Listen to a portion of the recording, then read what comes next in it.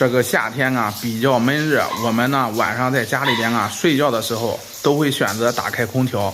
有的时候啊一个月下来，光这个电费就要多交好几百块钱，比较心疼。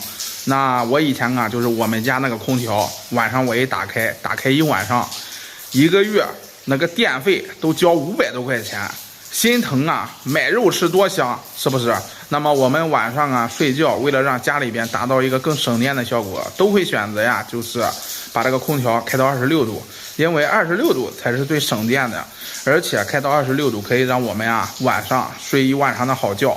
真的是这样子吗？其实啊，晚上睡觉的时候啊，你空调开到26度，它不是最省电的，也不是最佳的标准，只有这样吹才更省电、更健康。那到底是为什么呢？赶紧啊，跟着我今天这个视频了解一下吧。夏天啊，咱们家里边开空调，怎么样才能更加省电呢？有人认为啊，开空调的时候开一会儿关一会儿，或者直接把这个空调调到26度才是更加省电的。其实啊，这两种做法都是错误的。这两种做法呀，都是非常耗电的。我们呀会发现，我们这个空调遥控器上面它有一个标准的度数，那就是26度。所以说啊，很多人啊都会认为啊，把空调开到26度是最合适。其实这是错误的。我们晚上睡觉前，在晚上10点到12点，是不是？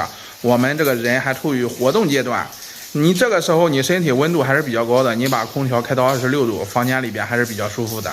但是啊，当我们啊进入到深度睡眠的时候，到凌晨啊2点到4点，这个温度就会下降了。这个时候呢，空调你还开在这个26度，就会感觉到非常的寒冷。而且啊，到早上吧，比如说4点啊到6点的时候，凌晨就会感觉冷的不行了，冻醒了。